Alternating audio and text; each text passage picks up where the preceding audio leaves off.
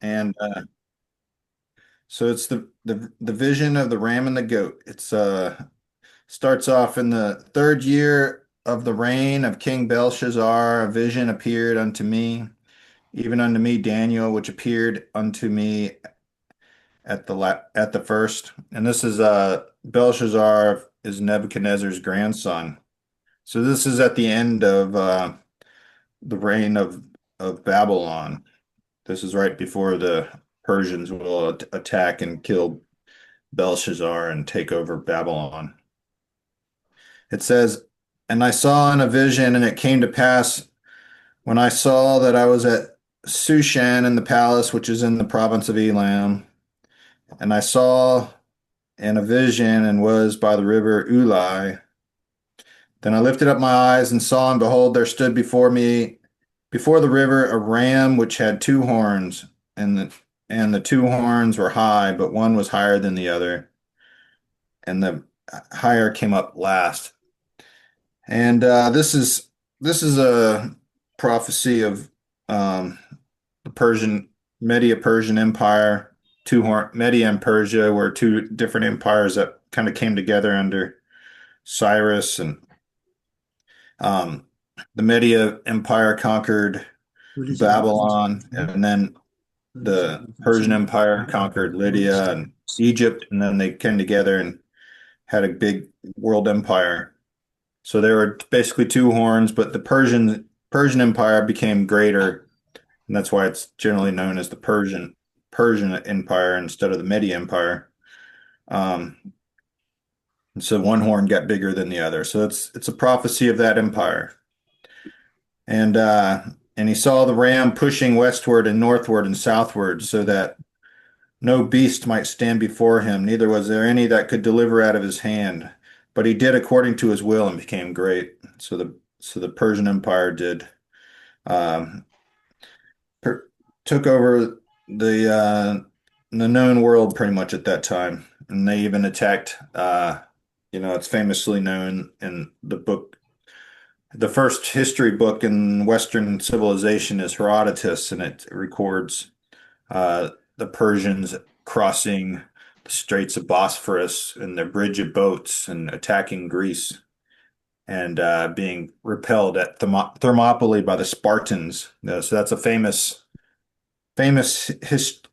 history, and they were pushing as far as they could, even across the sea and into Greece.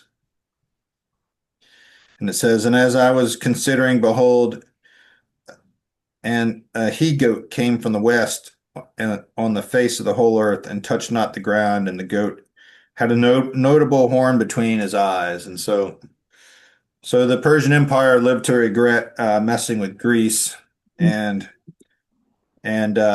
Alexander the Great came, and he's the goat with the great notable horn. He's the notable horn. Horns are kings and powers and prophecy.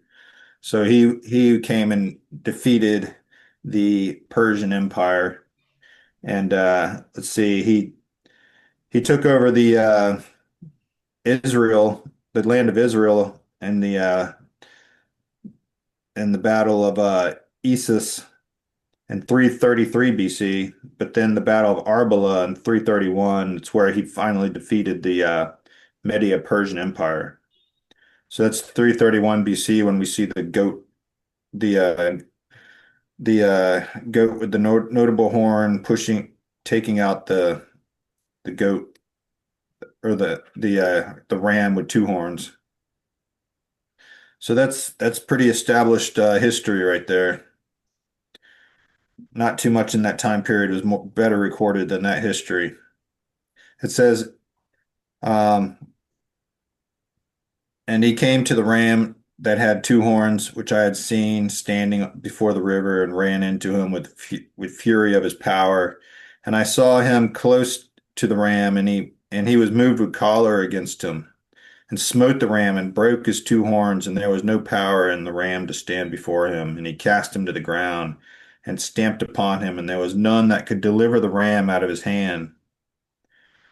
And the goat waxed very great, and when he was strong, the great horn was broken, and came up four notable ones toward the four winds of heaven.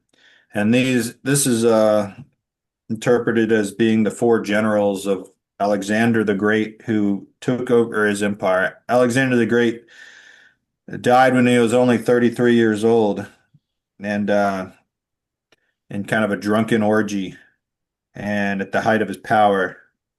And he left the kingdom was taken over by his generals who divided the land.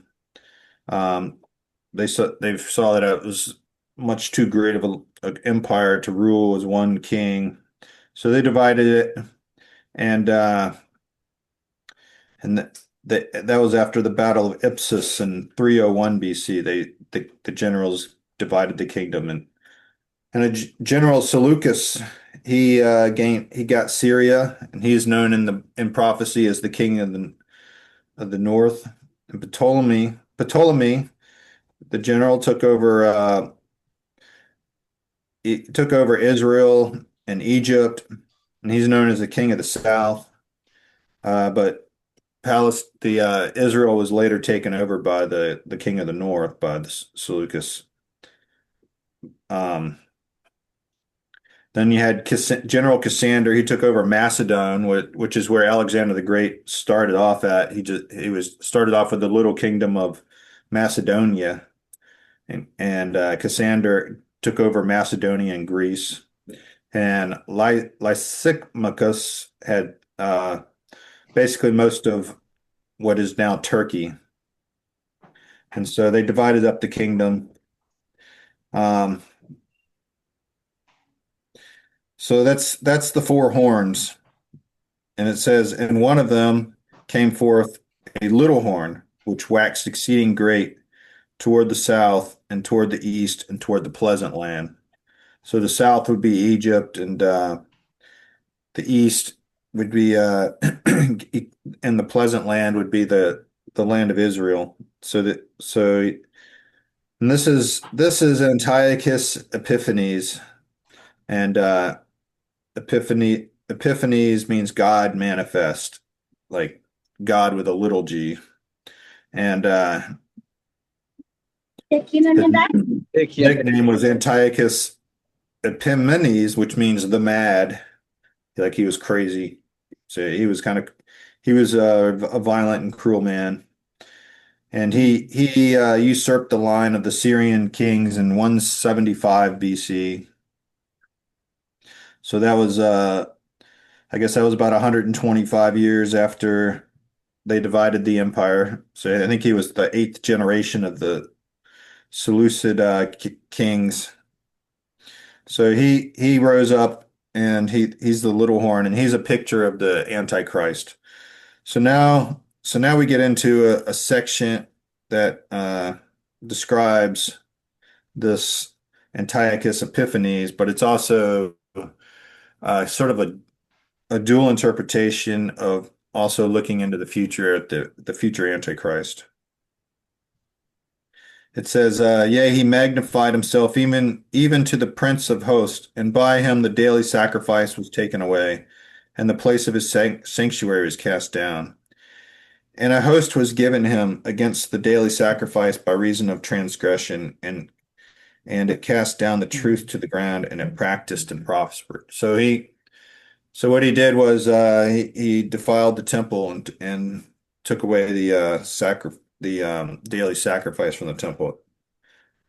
And it says, then I heard one saint speaking, and another saint said, how unto that certain saint which spake, how long shall the vision concerning the daily sacrifice and the transgression of the desolation to give both the sanctuary and host to be trodden underfoot? And he said unto me, unto 2,300 days, then shall the sanctuary be cleansed.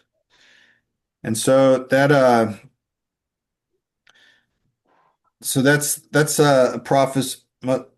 Lots of times that's interpreted to the 2,300 days to be the time that the temple was desecrated under Antiochus Epiphanes. That's when it goes from the time that it says the it was the assassination of the Jewish high priest at the time, Onias III, to the and to the cleansing of it after the Maccabean revolt. And so it was in the fall of 170 BC that the desecration of the temple occurred.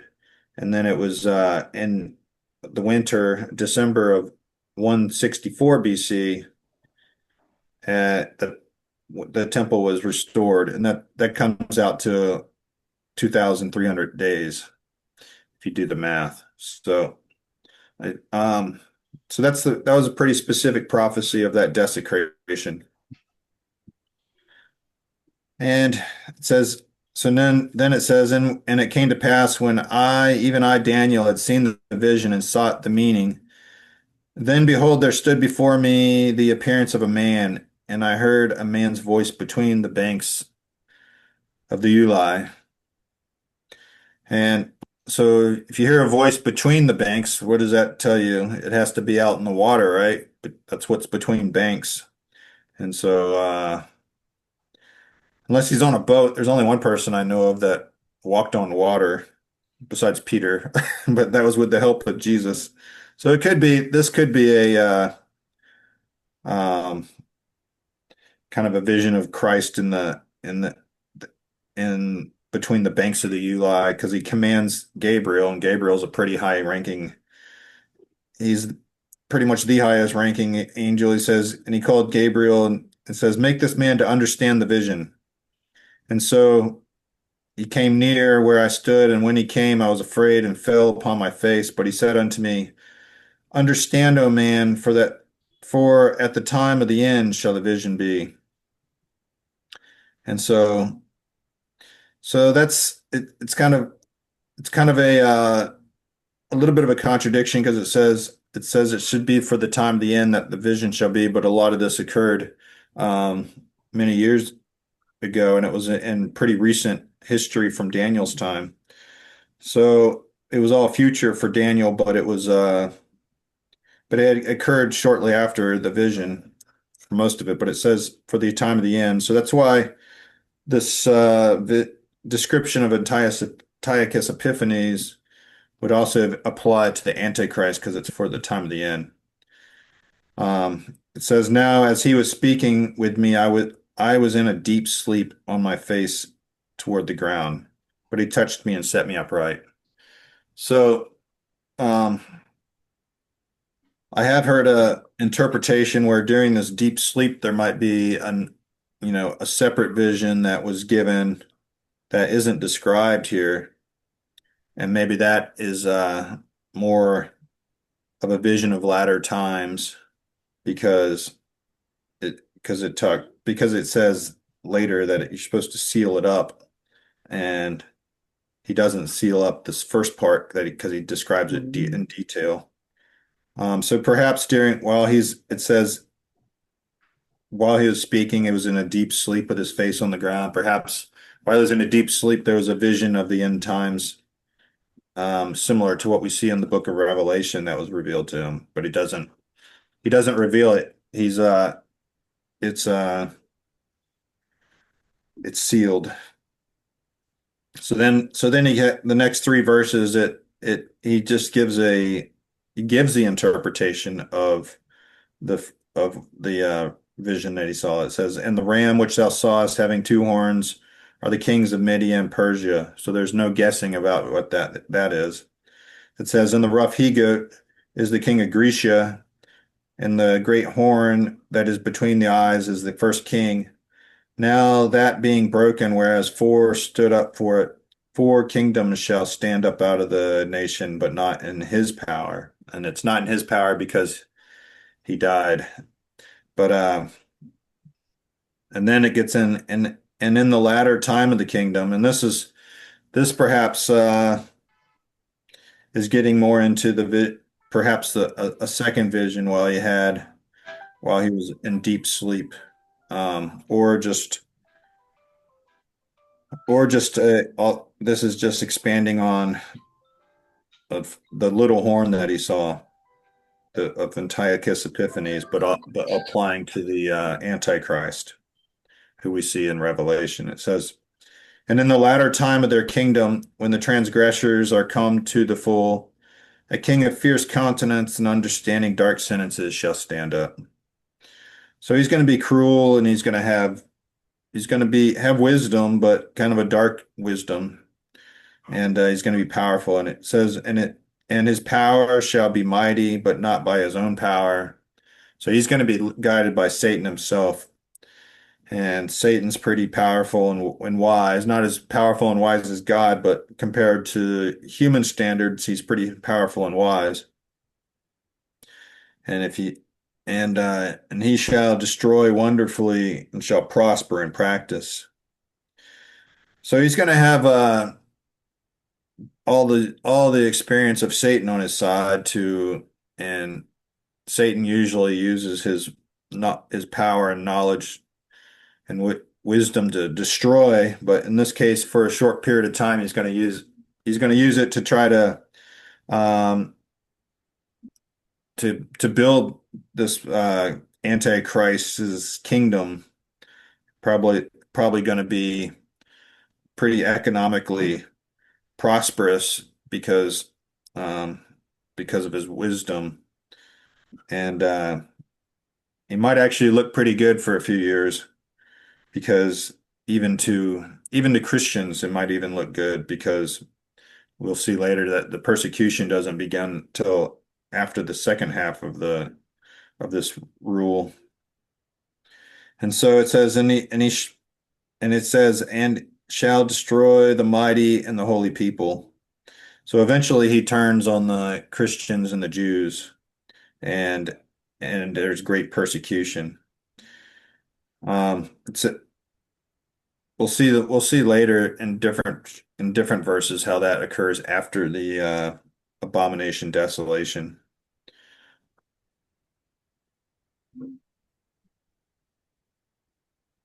All right.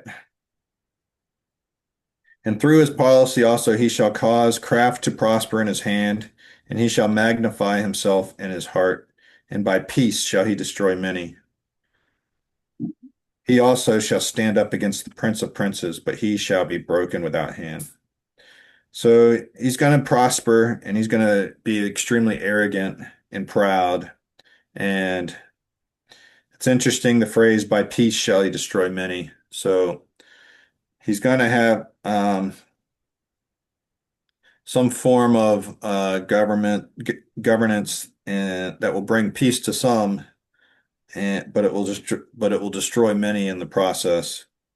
Kind of like Rome said, uh, I think one of the Roman histories it says of Caesar that he created the desolation and called it peace. That's what that's the history of Rome. It says, and he shall stand up against the prince of princes. So he's going to um, just be that's the whole word antichrist. He's going to be against Christ, which is the prince of princes. But he's got Christ will destroy him, supernaturally destroy him. It won't be through a human army that he's going to be destroyed. It's going to be without hand. It says, and I, Daniel, fainted and was sick certain days. Afterwards, I rose up and did the king's business and was astonished at the vision, but none understood it.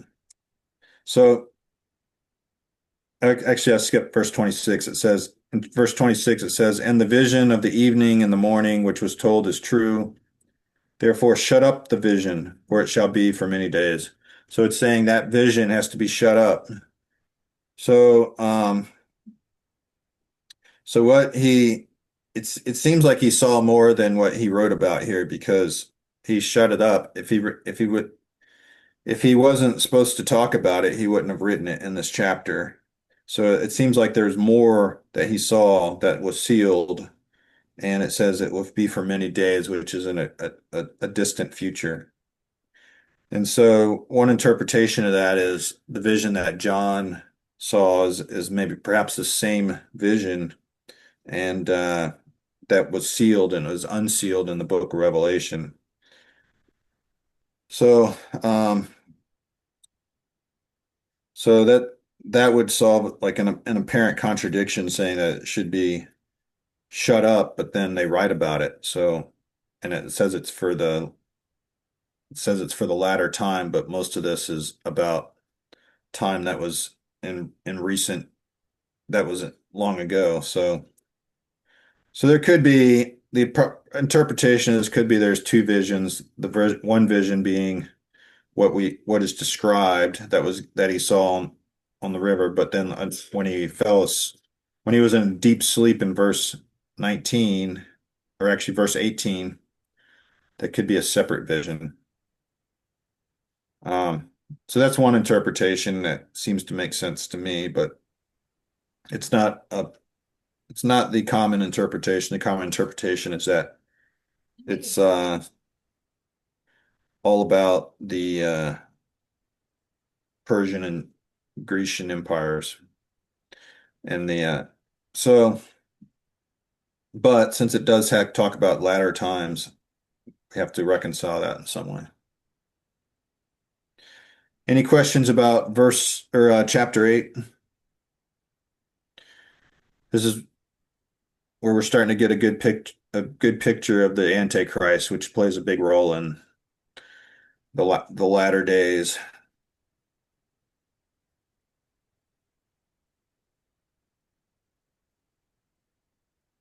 All right. Mm. And then we get Excuse me, sir. into go ahead. How you doing, brother Yeah. Shyam? Yes, I'm doing well, sir. Thank you. All And right.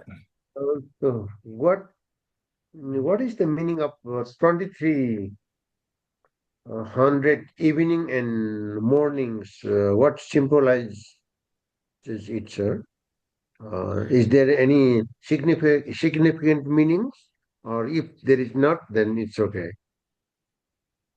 I think most interpretations say that's symbolic of the morning and evening sacrifice, and so they says they take away the daily sacrifice, and there was a morning and evening sacrifice, and so the vision of the evening and the morning, which was told, is true. Um, and then some people also interpret this as applying to the 2,300 days, meaning if there's or saying 1,200 or 2,300 if they say evening and morning sacrifices, that would actually be 1,150 days, which is close to the 3.5 years but not exactly, of the of what the abomination desolation will occur during the in the book of Revelation, where it's 3.5 years that where the temple lies desolate. But I think in that case, I believe it's 1,290 days. So, rather than 1,150, so it's a little bit off, but it's close. So that's why some people say that, but I don't. I personally think it more applies to the the time that the sacrifice was the abomination desolation and during a Antiochus Epiphanes day, because that's pretty much exact 2,300 days. But yeah, good question. I kind of wonder about that, what the meaning is of that myself. So does anyone know? Or do you have any thoughts? Does anyone read up on that more?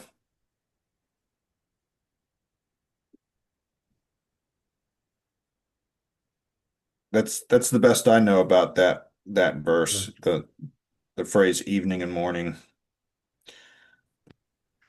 Thank you, sir. Thank you. All right. Okay, sir. Thank you. All right, I guess we'll move on to chapter 9. It says in the first year of Darius, the son of Ahasuerus, of the seed of the Medes, which was made king over the realm of the Chaldeans, in the first year of his reign, I, Daniel, understood by the books the numbers of years whereof the word of the Lord came to Jeremiah the prophet that he would accomplish 70 years in the desolation of Jerusalem. So this is talking about Daniel had a copy of the book of Jeremiah, and he understood that the captivity was only supposed to last 70 years, and it was getting to be 70 years. And so he wanted to pray about this and make sure that uh, they returned to their land. And so he said, he set my face unto the Lord God to seek by prayer, supplication, fasting, and sackcloth and ashes. And I prayed unto the Lord my God and made confession. And then he makes an amazing prayer. If you ever want to study about how to pray, this is the prayer to pray, um, to learn about prayer. Doesn't have a whole lot to do with what we're studying, but so we won't go over it. But it's a pretty impressive prayer that Daniel prays here. And it's interesting that he says several times he confesses his own sins as well as the sins of his people. And the Bible doesn't record any sins that Daniel committed, but we know that all have sinned. So I'm sure he committed some sins, even though he's a very righteous man. But so Daniel just doesn't take the prophecy for granted. He actually commits to prayer about it, supplication, fasting, he even lays in sackcloth and ashes. So so then while he's praying, it goes in verse 20, it says, "And while I was speaking and praying and confessing my sin and the sins of my people Israel, and presenting my supplication before the Lord my God for the holy mountain of my God. Yea, while I was speaking in prayer, even the man Gabriel, whom I had seen in the vision at the beginning, being caused to fly swiftly, touched me about the time of the evening oblation. And he informed me and talked with me and said, O Daniel, I am now come forth to give thee skill and understanding." And I hope that's what we're trying to get in this class here, skill and understanding and prophecy. But that Gabriel comes to give him skill and understanding. And it says, "At the beginning of thy supplication, the commandment came forth, and I am come to show thee, for thou art greatly beloved, and therefore understand the matter and consider the vision." So Gabriel actually he flies to go be with Daniel. You can see how fast an angel can fly because I don't know where he was when he started praying, but it says he started praying and he was given the order to go fly, and he's there with Daniel by the time he finishes that prayer. So imagine angels are pretty fast flyers. So it says, but it's interesting because it says, therefore understand the matter and consider the vision. So he's talking about a vision, and Daniel 9 doesn't talk about Daniel having a vision. He's just praying a prayer. So perhaps that's the same vision that was perhaps he had in verse 8 18, Daniel 8:18, that he was told to shut up, and now he's considering that vision. Um, and he's so so it's interesting that he's talking about this vision that we're given no record of. But let's just go back and look at this whole concept of the 70 years of desolation. It says and that goes from that comes from Jeremiah 25:11. Let me just read that real quick. It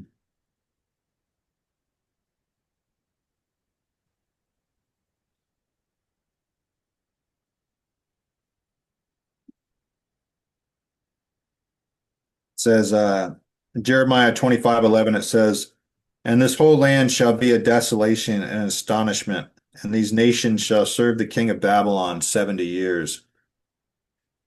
And so I think it's important to look at how this prophecy was fulfilled because we're given a prophecy of 70 years fulfillment. Um, because the second half of the chapter, we're talking about another prophecy that also talks about 70 weeks. So if we see how this prophecy of 70 years of desolation was fulfilled, it gives us greater faith for the next prophecy to be fulfilled. Um, so it says, so there was in 606 BC, uh, that's when Jehoiakim rebelled against uh, Nebuchadnezzar. I guess he had kind of fallen as a vassal of Nebuchadnezzar and he rebelled against him. And Nebuchadnezzar attacked and defeated his army and he took a limited amount of prisoners at that time, and it was mainly from the priestly or from the princely class, and among whom were Daniel and his friends, and they were the first group of captives, and that was in 606. And that 70 years later, there was a decree by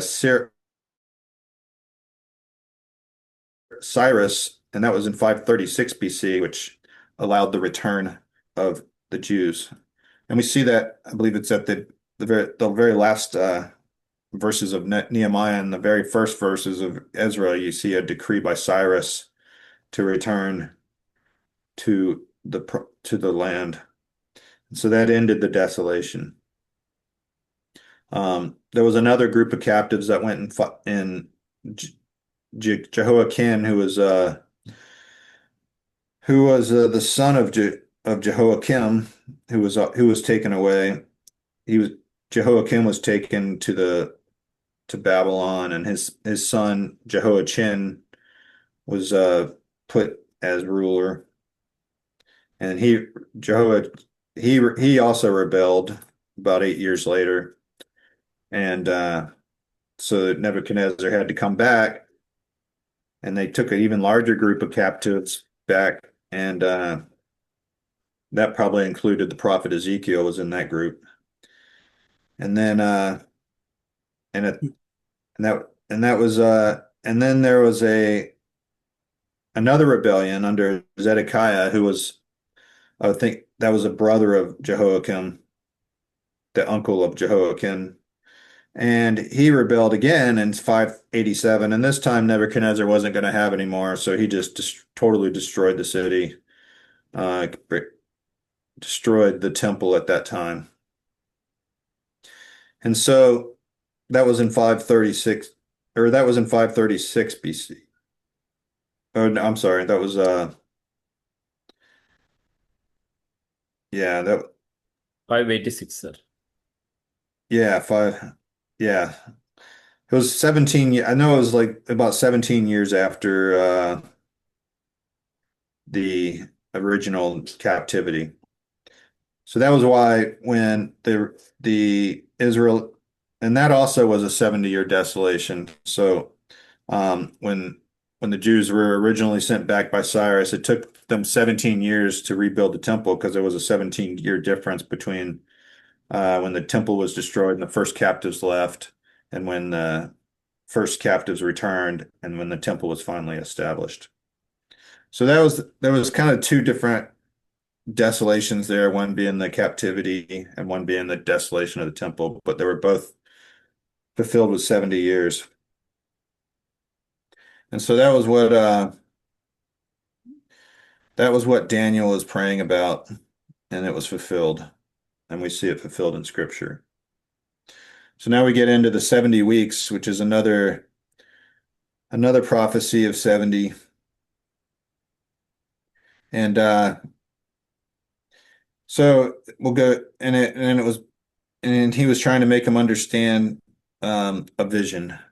So but we're not given the vision, and that's in verse 23. But then in verse 24 it says, 70 weeks are determined upon thy people and upon thy holy city to finish the transgression and to make an end of sins and to make reconciliation for iniquity and to bring in everlasting righteousness and to seal up the vision and prophecy and to anoint. the most holy. So he's given a series of reasons for this prophecy of 70 weeks. And the first is that the Jews in Jerusalem will be saved.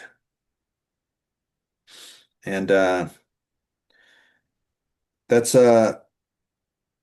been partially fulfilled, but we see in the future that they'll again be threatened. In the book of Revelation, we'll see that, and there's still a total fulfillment to be seen for that. That it says that the transgressions will be finished. Well, there's still a lot of transgressions going on in the land of Israel.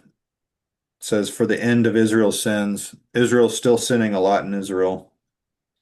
Um, says for it says the pardon of iniquity, that it will pardon iniquity, and with Christ the Christ's work on the cross, there has been pardon of iniquity, but there's still much iniquity to be pardoned. It says to bring everlasting righteousness, and Christ has brought some some everlasting righteousness, but there is still some righteousness to be fulfilled because there's still much unrighteousness in the land. And the most holy is anointed, and in Israel it's the rulers anointed. You know, you saw David being anointed as king and Saul, and Christ is ultimately in charge, but right now Netanyahu's running Israel, not Christ, so he's yet to be anointed king of the Israel as officially. So so these reasons for giving they give for the 70 weeks are yet to be fulfilled for the most part. And so we can see that this 70 weeks is not over yet. It says, know therefore and understand that from the going forth of the commandment to restore and build Jerusalem until the Messiah, the Prince, shall be 7 weeks, and 62 weeks. The streets shall be built again, and the wall even in troublous times. So that's 7 plus 62 is 69. And so it's 69 weeks. So they divided it up. Why did they divide it up? Perhaps the 7 weeks, 49 seven times it's and these weeks are weeks of years. And it's I guess in Hebrew, weeks doesn't always have to apply to the actual 7 days. It's sort of a unit of measure, similar to the way you might use the word dozen, meaning 12. Um, so you can have a dozen of anything. You can have a week of anything. So this is weeks of years. And so so the first seven is 7 times 7, 49. That would be about the time that the Old Testament was completed when Malachi finished his book. And you had a period of silence of about 400 years, in which there was no revelation from God. So that was the end of the first 7 weeks, and then you have 62 weeks. So, and during that time, Jerusalem is rebuilt, and the walls are rebuilt, and there's troublous times because that's the time that would be that of we'll get into in chapter 11, where the kings of the south and north battled over the promised land, and the Jews ended up on the bad getting the worst of things from no matter who was in charge. So there was much death and destruction against the Jews during that time. But we see when the New Testament comes that Jerusalem is there and the temple's there and it's all been rebuilt. So so then we get into the 69 weeks, which is 483 years.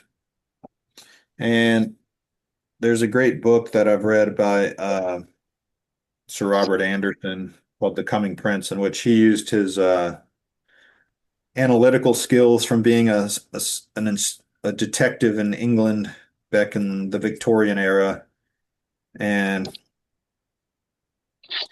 And he wrote around probably the 18 or right around the turn of the century, 1900, that time frame. And after he retired, he spent his retirement studying this, and he used all the science and history of the day to figure out that 483 years was fulfilled exactly to the day from the time that it says it gives it the exact time period. Um it says, know therefore and understand that from the going forth of the commandment to restore and build Jerusalem. So that commandment to rebuild Jerusalem, that was that would have been around the year 445 BC, and that comes from the Nehemiah 2, 1 through 8. We'll just turn to that.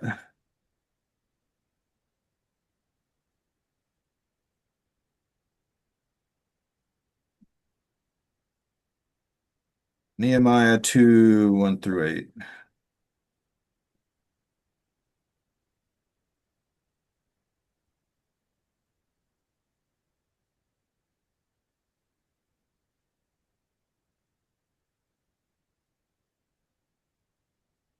says, and it came to pass in the month of Nisan, in the 20th year of Artaxerxes the king, that wine was before him, and I took up the wine and gave it to the king. And now I had not been before time sad in his presence. Wherefore the king said to me, why is thy countenance sad, seeing that thou art not sick? This is nothing but sorrow of heart. Then I was very sore afraid and said to the king, let the king live forever. Why should not my countenance be sad when the city and the place of my father's sepulchres lies waste, and the gates thereof are consumed with fire? I guess Nehemiah's brother had just arrived and told him that the city was destroyed. And the king said unto him, what dost thou make request? And so I prayed to the God of heaven, and I said unto the king, if it please the king, and if thy servant have found favor in thy sight, that thou wouldest send me unto Judah, unto the city of my father's sepulchre, that I may build it. And so the king gives him permission. And so that's so very and very the very first one, it says it came to pass in the month of Nisan in the 20th year of Artaxerxes the king. So it gives a very specific time um, when the request was made and when the order went out. It says he wrote a letter. It says in a letter, um, in verse 8, it says, and a letter unto Asaph, the keeper of the king's forest, that he may give timber to make beams for the gates and the palaces, as pertaineth to the house and for the walls of the city. So so that was given a date of when that was to go, and Sir Robert Anderson based it off of the first of that month of Nisan. And so that was 445 BC. And then if you do the if you look at, you can find out when perhaps Jesus rode into um, Jerusalem when he declared himself the Messiah, and that on Palm Sunday, because of, the Jewish feast. It was around the Jewish feast, and the Jewish feast is around the moon. And so when it's known what days the moon is in certain stages, even back then. So you can go back and do the math. And so he figured it all out, and it came down to the 6th of April of AD 32 when Jesus rode in. And it was the first of Nisan was March 14th of March in 445 BC. So that if you did the math and calculate all the leap days and all that in there, it comes out exactly to 1,700 173,880 days which is 69 weeks of, and he uses the prophetic year of 360 days. And the reason he does that is because um, Daniel himself uses, and in Book of Revelation, they I think they define what 3.5 years or 42 months um, I think it's 1,260 days, which if you do the math, that comes out to 360 days. And we talked about that last week. Also in the book of Genesis, it described the flood, which is also another judgment. It said the ark was 5 months on the seas before it touched down, and they called and then it said it was 150 days later, and it's so if you divide 5 and 150, that's 30-day months. So so it's kind of so the prophetic year is based off of 360 days. So we could assume that the 70th week is also 360 days. Um, so it'd be 7 times 360. It would be the length of the 70th week that we see in the book of Revelation. All right. So that whole it says and so it says it says from the going forth of the commandment to restore and to build Jerusalem unto the Messiah, the Prince. So until the Prince arrives, that's Jesus, and uh, that could be when Jesus decided to ride into town and declare himself the Messiah, basically, because they were all the crowd was declaring him the Son of David and the Messiah, and he didn't deny it. So some people interpret that as I have seen it where it was based off of the same date, but the same beginning date, but no, actually not the same beginning date. It's let me see. If there was another date where it brings you to an earlier time, if you used Ezra 7, 1 through 7 and used that date, and you used Julian calendar days of 365 and a quarter days, I guess, uh, that would take you to 27 AD, which is a possible beginning of Christ's ministry. So that's another interpretation of the prophecy of 70 weeks that some people have based off of the date on Ezra 7, 1 through 7, and using Julian years for the 69 weeks and beginning at 27 AD, possible beginning of Christ's ministry. But I think Christ's ministry began in 28 AD, and I think Sir Robert Anderson's interpretation is a little more accurate. But and based off of Nehemiah 1 through 8, 2, 1 through 8, and going to Palm Sunday, Christ riding in on 32 AD. All right. So those are the two different interpretations of that. Um, in verse 26, it says, "And after 62 weeks shall the Messiah be cut off, but not for himself." So Jesus rode into Jerusalem. He was ultimately crucified, but he didn't die for his own sins. He died for the sins of others. And the people of the prince that shall come shall destroy the city and the sanctuary, and the end thereof shall be with a flood. So that's also a prophecy of the destruction of Jerusalem in 70 AD. But and it says, "And unto the end of the war desolations are determined." And that little phrase right there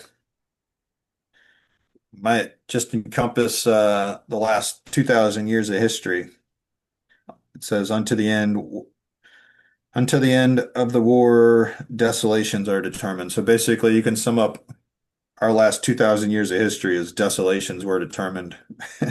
as far as so the uh, the prophets really the last 2,000 years of our history since Christ, the prophets really weren't given this information that there was going to be this time, and uh, and they didn't know there was going to be a 2,000 year or more gap between the 69th and the 70th week. They just knew that there was going to be a time when desolations were determined.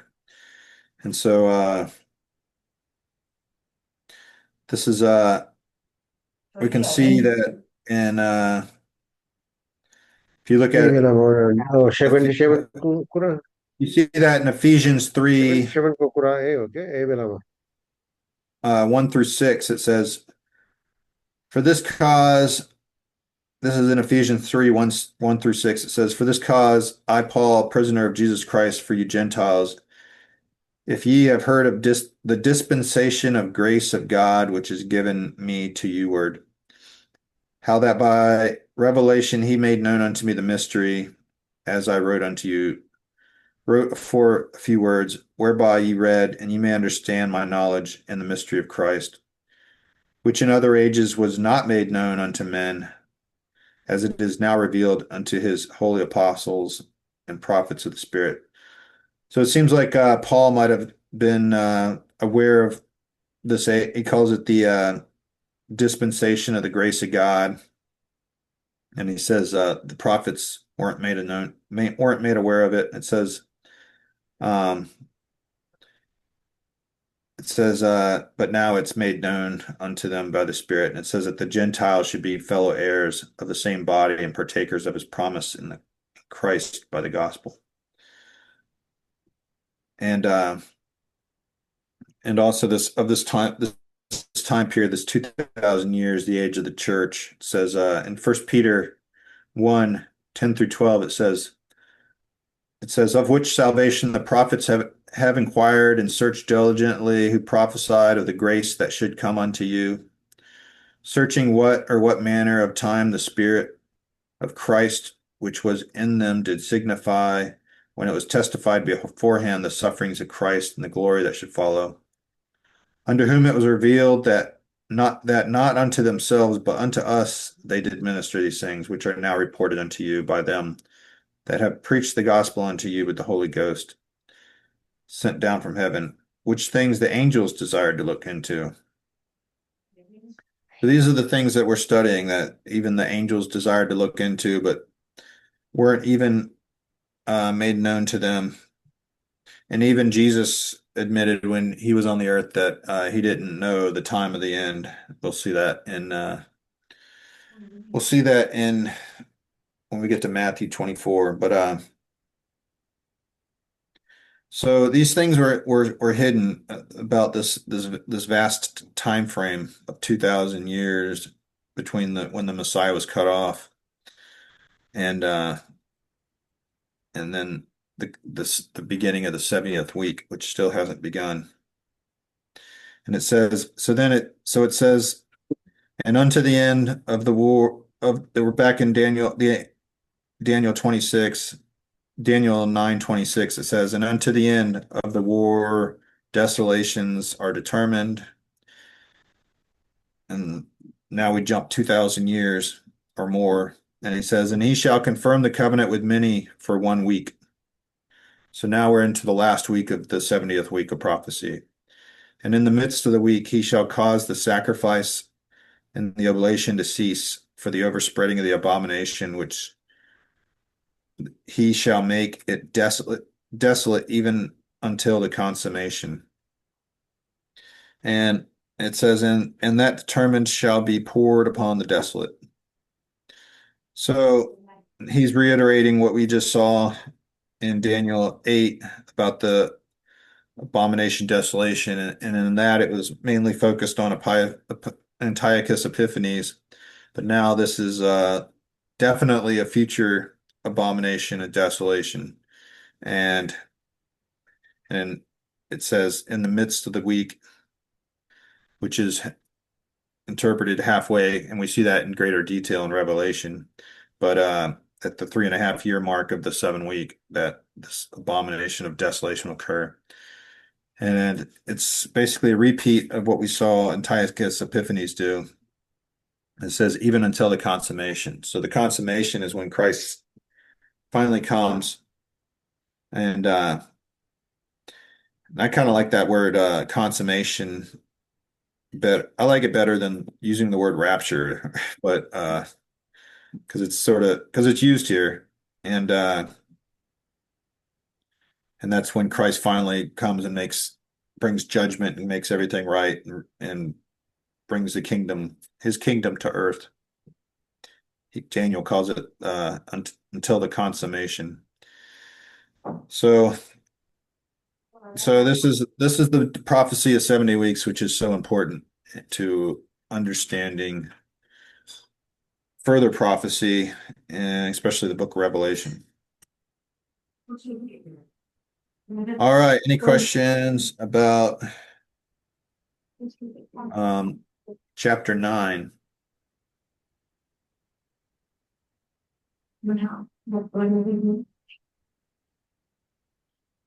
All right. Mm, Now the next This is three chapters, this is excuse me, sir. the next three, Still, yeah, this 77 weeks are really um, big challenge to understand. Still, still, yeah, wondering. It is by hearing you, we are getting some more ideas. But still, what is the exactly date that they begin the beginning of they the, begin to count, yeah, beginning of the days, yeah. okay. How Well, um,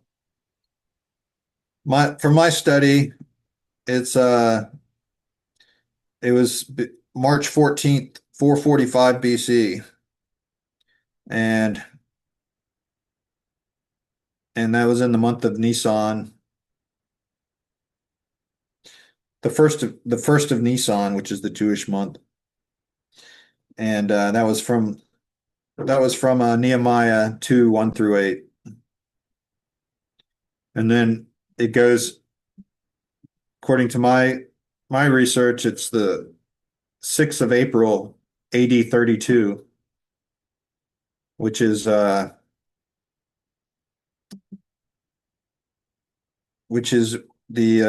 when Christ rode in to Jerusalem, and that would be 483 years of 360-day years, and we still got the last seven to go.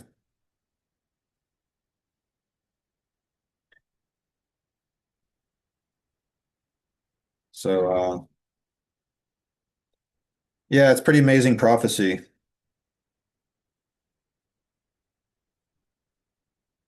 But so then, does that answer your question?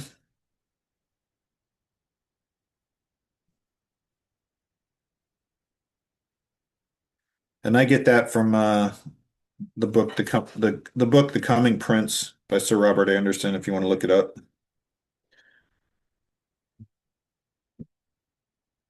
okay, okay, sir, yeah. I'm just in the process of in the process of understanding. Yeah. So then we get into the last vision of Daniel, which the last vision actually covers the last three chapters. And it says, in the third year of Cyrus, king of Persia. So now this is after Babylon has fallen. Daniel is kind of went into obscurity at the end of the Babylonian reign, but then the Persians recognized that he was a valuable person and made him a ruler again. But but it says, in the third year of Cyrus, king of Persia, a thing was revealed unto Daniel, whose name was called Belshazzar. And the thing was true, but the time appointed was long, and he understood the thing, Shows that. had understanding of the vision. So here again we see a vision. He's talking about a vision, and but we're not told what the vision is. We're not. So I don't know. Perhaps it goes back to the to Daniel 8:18 when he's lying on his face asleep.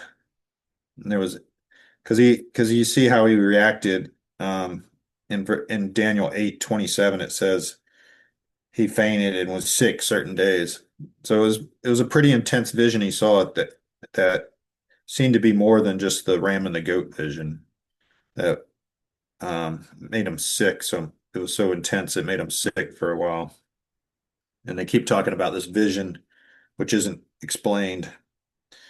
So perhaps the vision at the end of verse 10:1 is going back to Daniel 8:18. So uh can't be dogmatic on that, but I think it's pretty good interpretation.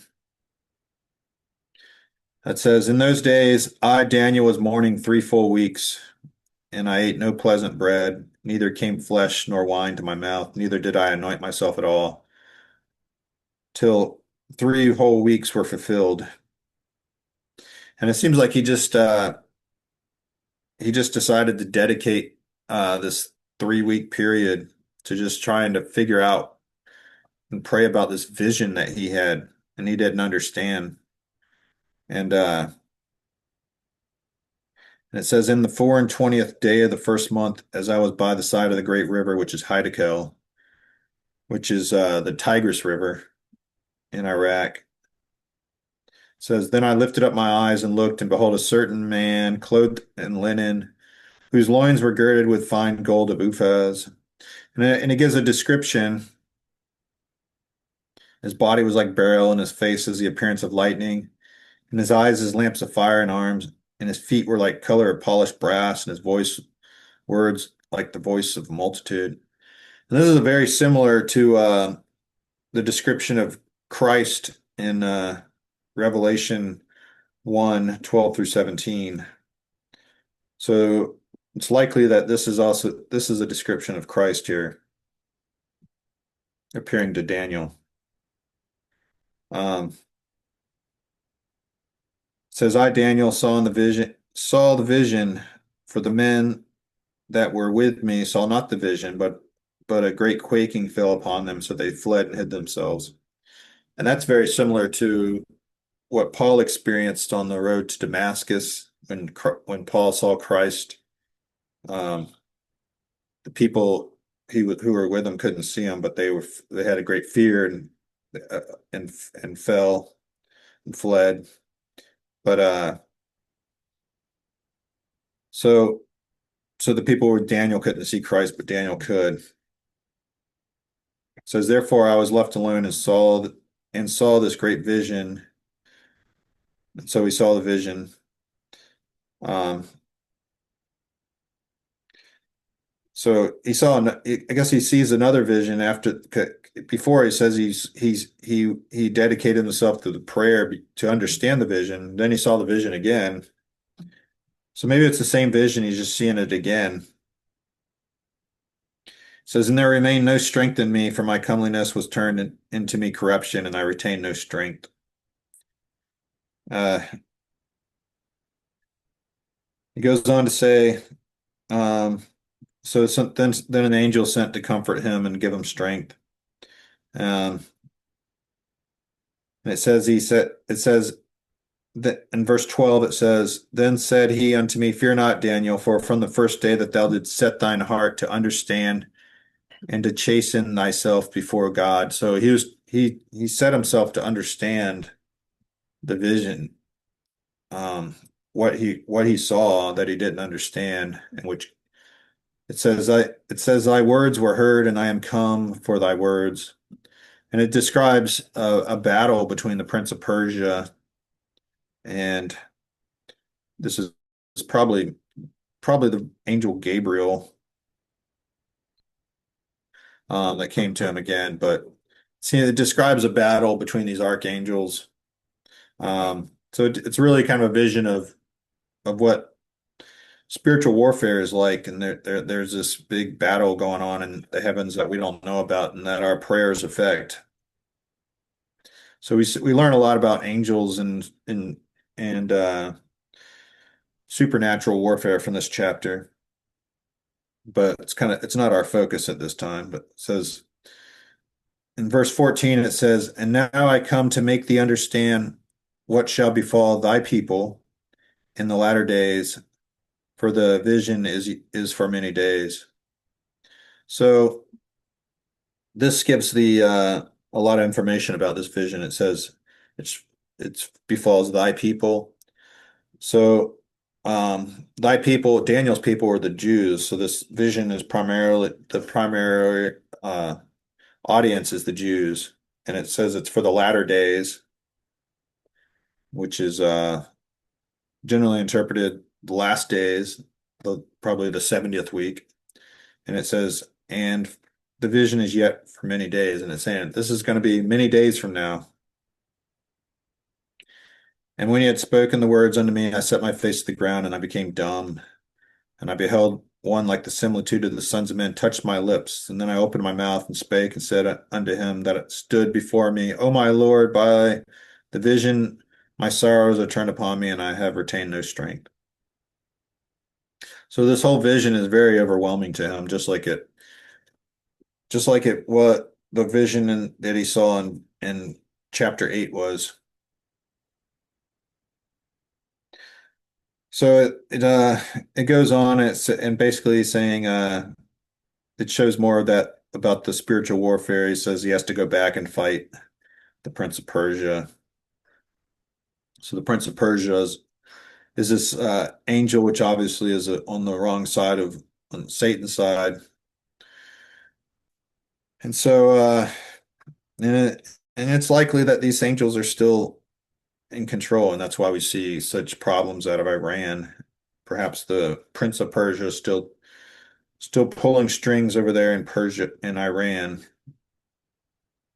So when we have all these wars where Iran is doing everything it can to destroy Israel, still it's still spiritual warfare going on. This whole war we've seen for the last couple years is not just a war between men, it's a war between angels, spiritual warfare.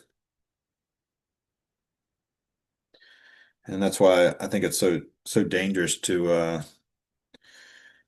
even though Israel's never, perfect, but it's dangerous to turn against Israel because you might be on the wrong side of things. Because those who bless Israel will be blessed, and those who curse Israel will be cursed. That's part of the blessing that Abraham got. So if chapter 10 just basically goes into these the visitation of these angels, but really the meat of it is in chapter 11. So what he was shown by these angels, it says, also I in the first year of Darius the Mede, I stood to confirm and to strengthen him, and I will show thee the truth. Behold, um, there shall stand up yet three kings in Persia, and the fourth shall be far richer than they all, and by his strength through his riches he shall stir up all the realm of Grecia. And so it talks about four kings of Persia. Um, let's see that. So there were four kings, and the fourth was likely Xerxes that attacked Greece, and that was probably also likely the same prince that Esther ended up marrying, because he was far richer than them all, and the king that Esther married was very rich.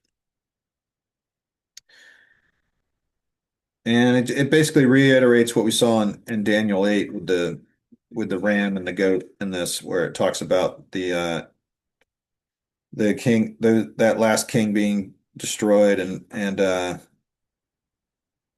the kingdom being divided into four four kingdoms, which we saw in Daniel 8.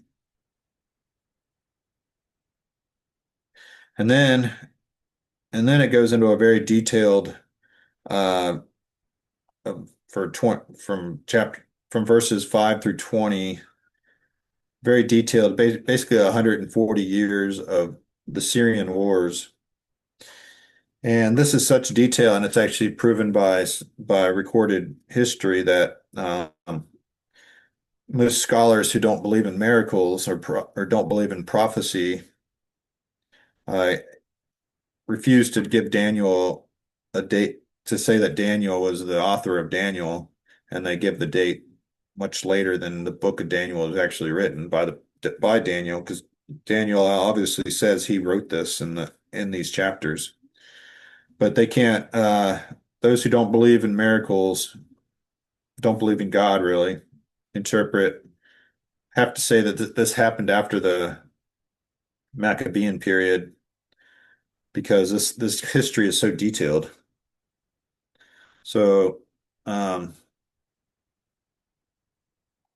so for instance, it goes, it says in verse 1 or verse 2, it talks about the four kings, and that's of Persia, and that's Cambyses, Sato, Smerdis, Darius, Hystaspes, and then Xerxes.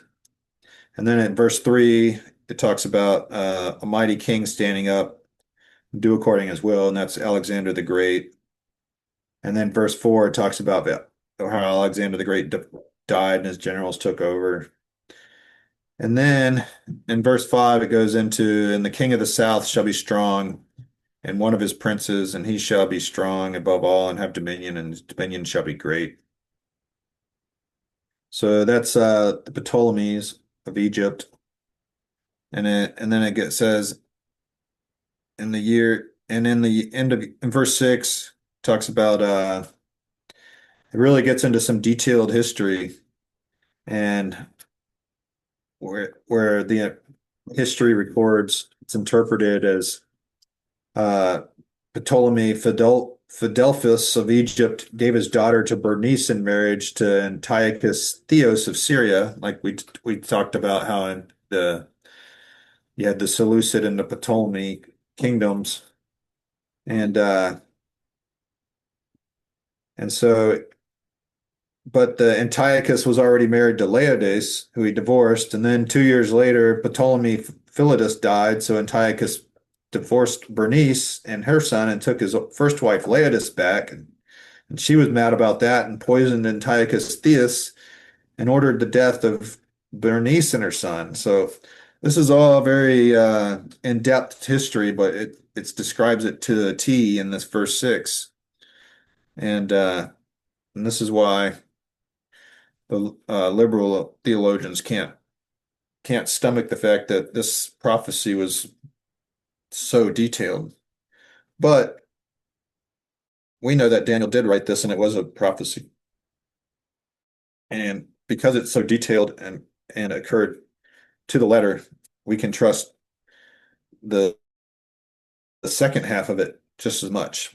And I think that's why God gave us this detailed prophecy, so that we can have faith that the future prophecy will be fulfilled. But also, the Jews who had this, it could also use this as a during that time where they were suffering so much, they could basically use this as a playbook and understand what's going on, which I'm sure some of the wiser ones did. So I won't go into all of it, but it's pretty good research if you ever have the time to just read verse by verse of all these verses of what occurred and how it was fulfilled in history. But we'll jump into verse in verse 20. It says, "Then shall stand up in his estate a raiser of taxes and the glory of the kingdom. Um, and that's probably talking about Rome, the rise of Rome, because they took over Syria about this time, and Rome was really good at taxing the colonies that it conquered, and that's how they financed the growth of their kingdom. It says, but within a few days he shall be destroyed, neither in anger nor in battle. And that's talking about um, so then that's let's see. Then we're getting into Antiochus Epiphanes again. It says, and his estate shall stand up a vile person, to whom they shall not give honor of kingdom, but he shall come in peacefully and obtain the kingdom by flatteries. And so Antiochus Epiphanes kind of usurped the throne, just as the Antichrist will, but he does it in the guise of bringing in peace, and just as the Antichrist will. The Antichrist will come in with a treaty of peace, but really it will bring in great war and devastation, just as Antiochus Epiphanes did. And so then it goes into a pretty detailed description of Antiochus Epiphanes for basically from verse 21 to verse verse 34. Um, and all of that from 21 to 34 applies to Antiochus Epiphanes, but um, some of it could have application to the Antichrist as well and have dual interpretation. So we won't get into all that, but all that is also verified by history, and and because it's prophecy and because it's verified by history, we can take the rest of chapter 11 more serious, like have faith that it will occur. It says, and then verse 35 is kind of the division of where it all definitely applies to Antiochus Epiphanes and where it starts to apply to the Antichrist. So in verse 35, it says, and some of them of understanding shall fall to try them and to purge and to make them white. And that's the purpose of, um, it was the purpose of why the Jews suffered under Antiochus Epiphanes. It was to purify them. And there was a very um, godly group, like especially under the Maccabean family, that turned to God and defeated the Antiochus and it defeated the Greeks in the Promised Land. And then it says, even until the time of the end. And then right there, you just jumped thousands of years. It says, because it is yet for a time appointed and everything. And now that's the transition. Now we're going into the Antichrist. So we see that a lot in prophecy where you're talking about something and then you can just jump thousands of years and now you're talking about the Antichrist. So everything starting at verse 36 applies strictly to the Antichrist. And so now it says, and the king shall do according to his will, and he shall exalt himself and magnify himself above every god, and shall speak marvelous things against the God of gods, and shall prosper till the indignation be accomplished. For that time is determined should be done. So he's going to be very arrogant and magnify himself above every god, make himself God. It says, neither shall he regard the God of his fathers. So whatever religion his fathers were will not be his religion. His religion will be uh, basically worshiping Satan or himself. It says the desire of women which some interpret that as uh,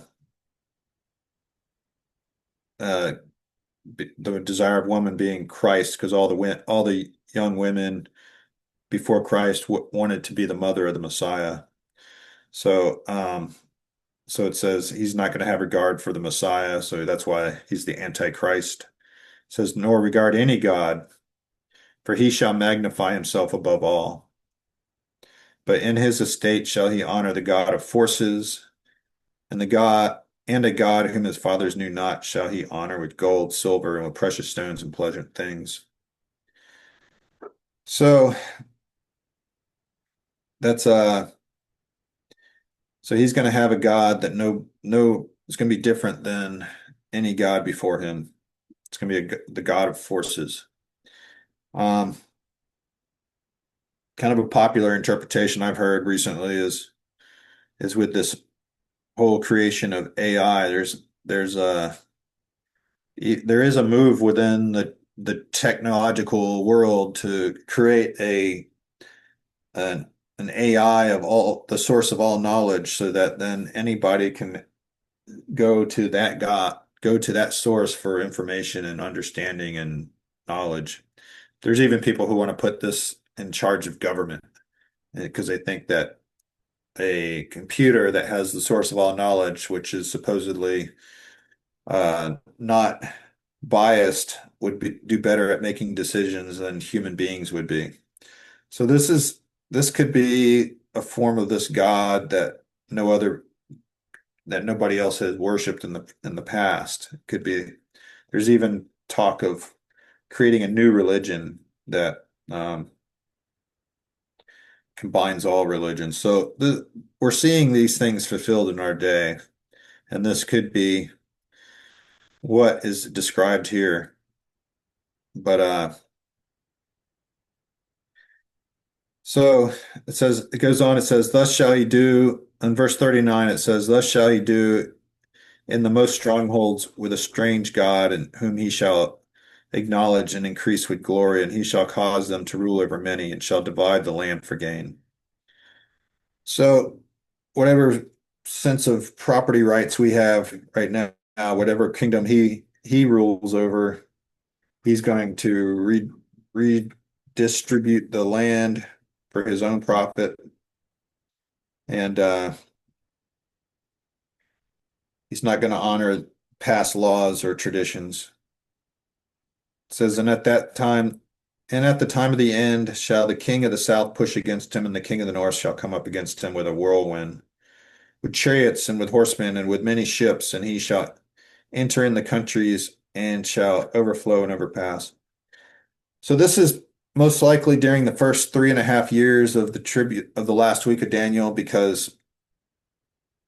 um, because he's already come to power, but it's before the abomination desolation. And so he's not at this point, he's not, there's still going to be some competition for power. So there's going to be people he fights at this point.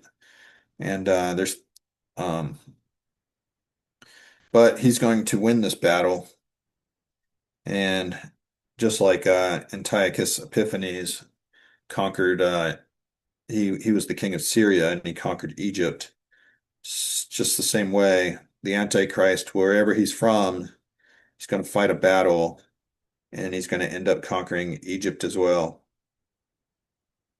And it says, and he shall enter the glorious land. And just like Antiochus Epiphanes conquered Israel, so the Antichrist will conquer Israel. It says, he shall enter the glorious land, and many countries shall be overthrown. But these shall escape out of his hand, even Edom and Moab and the children of Ammon. And that's kind of the country of Jordan. I think that so in the future that country of Jordan will escape out of the hands of the Antichrist, even though the Antichrist will attack Israel. Because it says he'll attack Israel and then go to Egypt, so he probably just doesn't have time to go off to the side to Jordan. So and he shall stretch forth his hand upon the countries, and the land of Egypt shall not escape. So he's going to come from the north and conquer Israel and then go to Egypt. And we see that in Isaiah 19, we see a pretty detailed description of what I think is the Antichrist conquering Egypt. It could also that also likely applies to when the Assyrians conquered Egypt as well. But I think it has a dual interpretation. And and we see in Isaiah 19 that like say in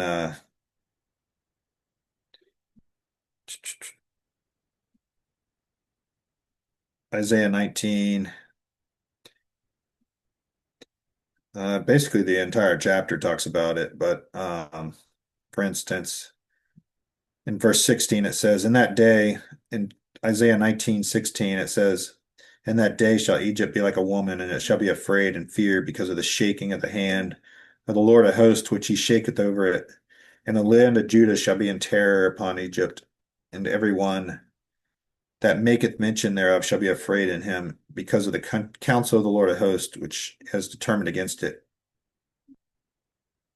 So Egypt, I think, is going to play a big role in in the last days, and Egypt, I think, is going to be destroyed as a country, and as a government will cease to exist because the Antichrist is going to take it over. In fact, when we see what was it in Daniel 7, we saw the little horn coming up and uprooting three horns of the Rome, and this is probably of the Roman Empire.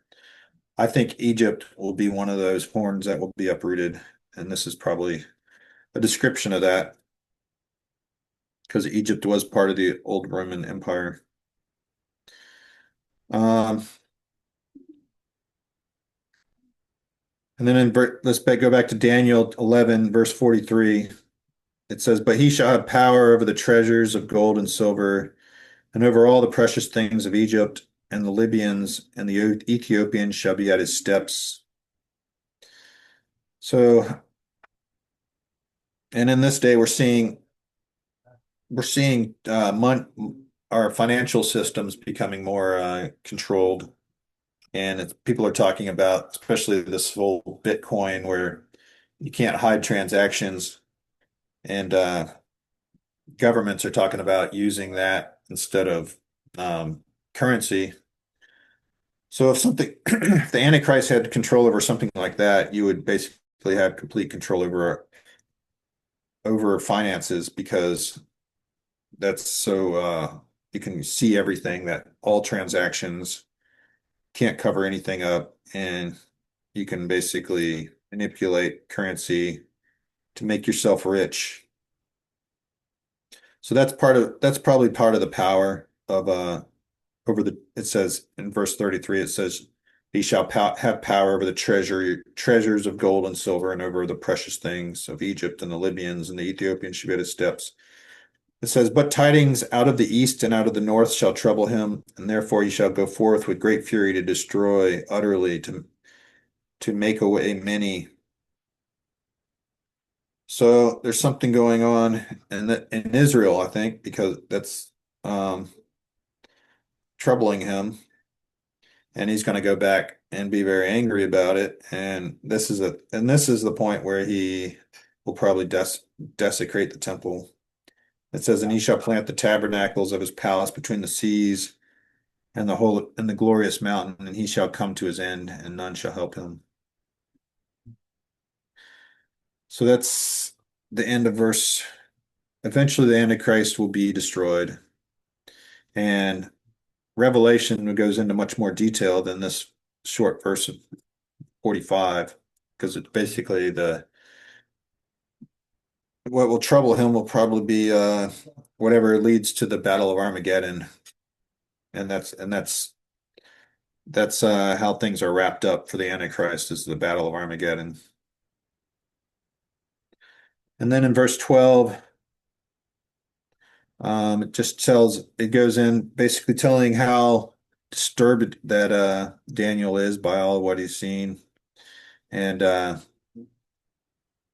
says verse 12, getting into chapter 12, it says, and at that time shall Michael stand up, that great prince, which standeth for the children of thy people. So evidently Michael is the prince in charge of Israel. And there shall be a time of trouble such as never was since there was a nation, even at that same time. And at that time thy people shall be delivered, that is every one that shall be found written in the book. So all the children of Israel who are belong to Christ shall be delivered at that time. And many Jews will turn to Christ in the last days because they'll finally recognize Christ as their Messiah. It says, and many of them that sleep in the dust of the earth shall awake, and some to everlasting life, and some to shame and everlasting contempt. So this verse talks about a resurrection of the dead, and this is obviously at the end of the Daniel 70th week. So those who are of the pre-tribulation interpretation of Daniel 70th week, which believe that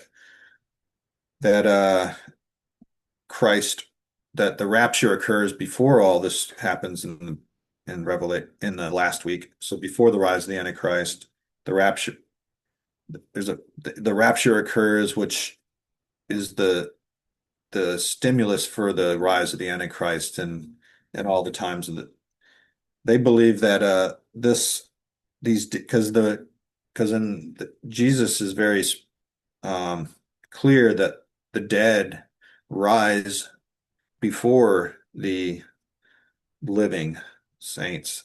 So those Christians who are alive when Christ returns, the dead will rise first, then the Christians. Jesus is pretty clear about that. But here we're looking at dead rising, right? And this is obviously at the end of the uh, tribulation.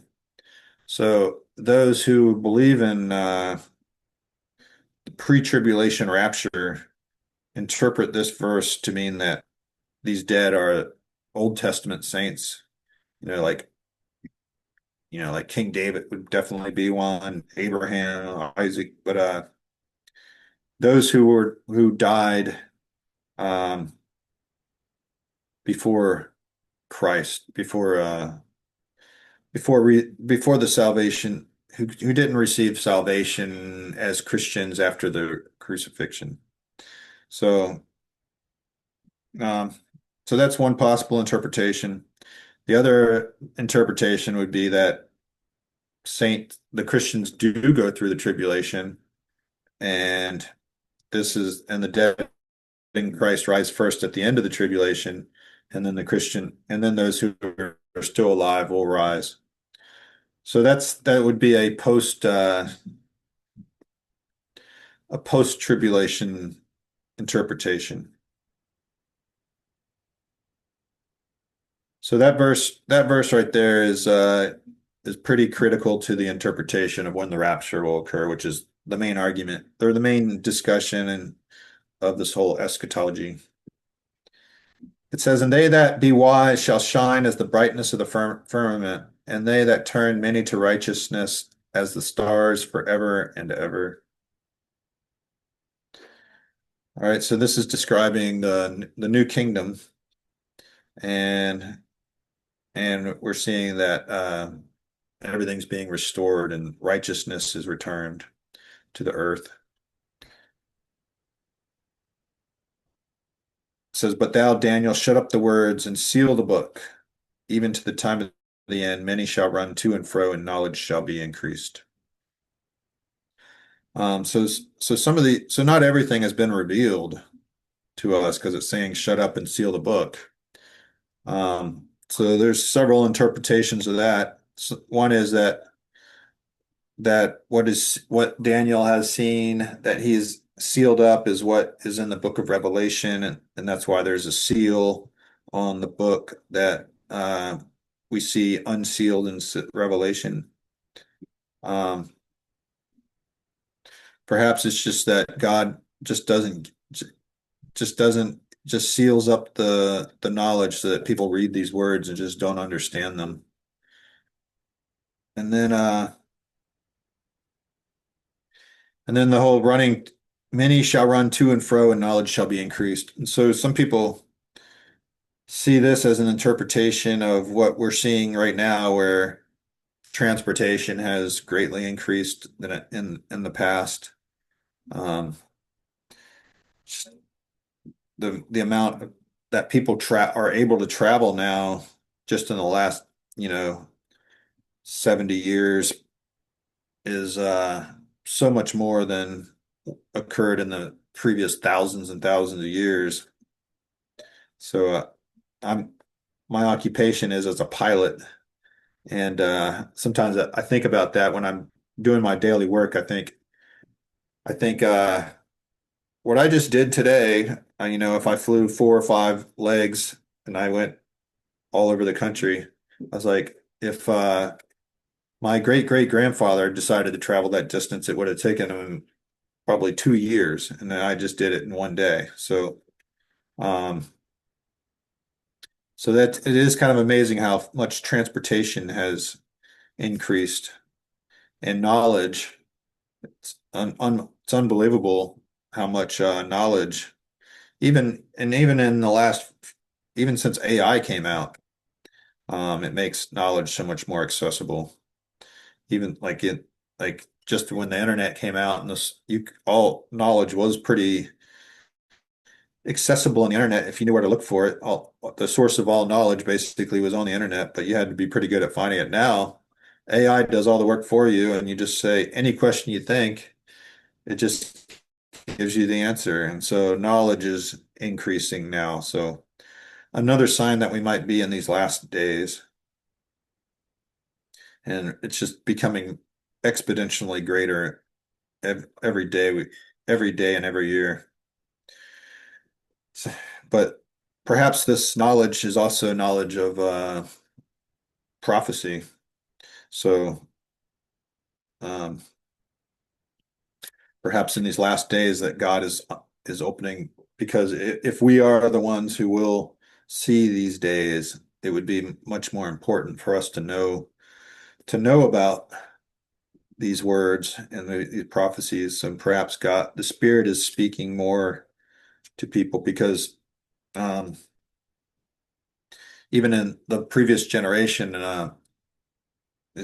they really didn't study these chapters as much as they do today, and it seems like we have a better understanding because I read books from even 40, 50 years ago, and and the people don't seem to be very intelligent. I mean, I'm sure they're intelligent people and they're very knowledgeable in the rest of Scripture, but when they come to the prophecy, it's like it seems like they missed the mark a lot, and it's almost like their eyes were sealed in previous generations, um, and they just had institutional knowledge that was wrong in many cases that they just couldn't really um, go against and probably still keep their reputations. So they weren't free to. I really think a lot of the commentary that we read is not very accurate. So that's why I try to stay away from commentary a whole lot in interpretation and just read the scriptures because I really don't trust the commentary too much because the past seemed to have people in the past, especially like over 100 years ago or 200 years ago, really seemed to have their eyes sealed about these matters. But knowledge is increasing. It says, then I, Daniel, looked, and behold, there stood other two on this side of the bank and on the river and on the other side of the bank. And one said to the man clothed in linen, which was upon the waters of the river, how long shall it be to the end of these wonders? And I heard the man clothed in linen, which was upon the waters of the river, which he held in his right hand, his left hand unto heaven, and swear by him that liveth forever and ever. It shall be for times and a half, when he shall have accomplished to scatter the power of the holy people. So that times and a half is interpreted as time being 1 year, times being 2 years, and a half is half a year. So that's 3.5 years because in Revelation we see that used in conjunction with 42 months. So that's 3.5 years. It says, and this is from the time of the halfway mark of the abomination desolation to the end. And that's the time of persecution. It says to scatter the power of the holy people. So that's the time that when it, they'll be tried, and that they said that's the reason for this. That in 11 Daniel 11:35 it says it's to try them and to purge them and to make them white, and so that's to scatter the power of the holy people and the pre-tribulation interpreters will say this holy people is Israel, the nation of Israel, and they're the ones being scattered and tried. But a post-tribulation interpretation would be this was Christians as well, and uh, and even a mid-trib interpretation or a pre-wrath interpretation would imply that as well. And I heard, but I understood not. And then said I, O Lord, what shall be the end of these things? And he said, Go thy way, Daniel, for thy words are closed up and sealed till the time of the end. So again, we see that there's words that are sealed that we might see revealed in the book of Revelation. It says, Many shall be purified and made white and tried. So that is also a verse that would tend to reinforce um, that a Christian's going through the tribulation interpretation that many will be purified and made white and tried. But then again, the pre-tribulation people would interpret that as that those who come to Christ after the rapture will be purified, made white, and tried, not those who were before the rapture. So, but the wicked shall do wickedly, and none of the wicked shall understand, but the wise shall understand. So that's an encouraging verse for those who are trying to understand prophecy, that it says the wise will understand. So hopefully we can be wise, and Jesus says if you lack wisdom, you pray for it and he'll give it to you. So there's hope that we can understand these even though it's so complicated. It says that the wise will understand, the wicked won't understand. It says, but from the time that the daily sacrifice shall be taken away, and the abomination that maketh desolate shall be set up, there shall be 1,290 days. And that's 30 days beyond the 1,260 days, which is talked about in the book of Revelation for being the 360 days. So if you multiply 360 days times 3.5, you get 1,260. But then there's 30 days beyond this. No one really knows why they say 1,290 days. One interpretation is that those extra 30 days would be a time of when the Jews are mourning, because in Zechariah, and we might get into this next week, in Zechariah it talks about when Israel sees the Messiah whom they have pierced, they'll mourn. So maybe it's 30 days of mourning. That's one interpretation. But most commentators don't even attempt to say why there's an extra 30 days. And it says, especially this verse, blessed is he that waiteth and cometh to the 1,335 days. So that's an extra 45 days beyond that 90 days. And that's another verse that most commentators don't even attempt to explain, and we probably don't know why, and we don't always know everything in prophecy. But one interpretation of that I've seen is the 45 days could be a time when Christ is judging Christians and giving them their rewards. Um, the t Not the final great white throne of judgment, but a time where Christ judges our works on earth here and rewards Christians. And it could be during that 45-day period. And before he officially establishes his kingdom. It says, "But go thou thy way till the end, be thou, for thou shalt rest and stand in thy lot at the end of the days."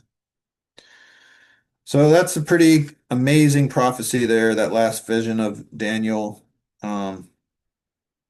So much information and so much of history and capsulated in that one prophecy, and really difficult to understand, but so much of it has been accomplished to detail, and we can anticipate the final part to be accomplished in detail as well. And it's we know it ends well for those who are in Christ and ends poorly for those who are not. But yeah, it's it does say that we can understand it. And in verse 10, 12, verse 10, it says, "The wise shall understand." So it's worth the attempt to try to understand it. And but it is difficult. And Revelation gets even more crazy as far as difficulty to interpret, but you don't have any hope of understanding Revelation if you don't understand these, if you don't understand Daniel. Daniel is what Revelation is based off of. So I think we're coming to the end of our time here. I'll send out our assignments for next week, which will be questions based on Daniel 8 through 12. And I will and if you have time, we're going to talk about the day of the Lord next week. And that'll be mainly focused on Joel chapters 2 and 3. But I'd also like to get into Zechariah, the last chapter of Zechariah, mainly 9 through 14. Some of that. Does anyone have any questions? Uh, I'm sure you have Hello. lots of questions. Yeah, go Yes. ahead. Sir, can I ask one question? Sure. Okay. You already explained about that chapter 12. It's talking about the end of the timing, the end of the time. So you are explaining about verse 10, chapter 12, verse 10. Right. So here it is, where when looking here, but the weak shall be too wickedly, and but the wise shall be understand, means to whom he is refer about wise, who is the wicked people, and where is who he refer wise and understanding people, to whom he is refer that. Would you please explain a bit that one? Well, the wicked will be those who follow the Antichrist agenda, Mm-hmm. who take the mark of the beast and follow him. And the wise will be Christians and those who recognize the Messiah. Okay. And so there's obviously Christians that will go through the tribulation, and those are the ones that will be wise. I mean, I'm sure there'll be Christians who don't understand as much but as others, but they're the ones who will be purified and made white and tried. And so that's really the whole point of the one of the points of tribulation is to purify the church, but also to punish the wicked. And the pre-tribulation interpretation is that these Christians were all converted after the rise of the Antichrist. And the post-tribulation interpretation would be this is the church that is being tried and purified. Okay, So, thank you. Thank you so much. all right. Well, I'll close us in prayer. I think we're at the end of our time. I apologize for being late. I thought about the thought did cross my mind that perhaps India doesn't do the time change, but then I forgot to research it. But oh yeah, and also I forgot to mention next week I have to work on Saturday, and so I'd like to do the class on Friday morning. So at this same time on Friday morning, um, I'd like to do this class. So Yes. Dr. Victor's class will be on Saturday, and my class will be on Friday. Okay, sir. It's possible, yeah. All right. Yeah, I have military duty about once a month, so I'll probably have to do this, I forget, 2 or 3 times during this class. So, Thank you. Thank you, all sir, right. for informations. All right. Yeah. I'll close us in prayer. Dear Lord, thank you for this time to study with these beautiful men and women who love you and love your word and are seeking to understand the mysteries in your word more and more. And as these days grow short till your coming, please pour out your wisdom upon us so that we can be prepared and we can prepare those who we serve. And thank you, Lord, for sending your Son and giving us hope that we're not overcome by the evil in this world. And that when we see this great evil surrounding us, and we know that the days will get darker, but we know that they will get infinitely brighter when you're upon your return. And Lord, thank you for purifying us and trying us and through your wisdom. And Lord, continue to enlighten our eyes to your word and show us what you have to say. And Lord, please give these men and women health and power and body and mind. And most of all, fill them with your spirit, with understanding. Thank you, Lord. In Jesus' name, amen. Amen. Thank you, sir. Thank you. Thank you, sir. Thank you so Okay. much. Thank you, sir. All right. God bless you all.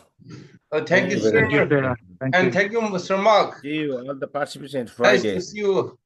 Thank you. Thank you. Sir, thank you. Thank you. Have a great rest of your neat day. God bless you.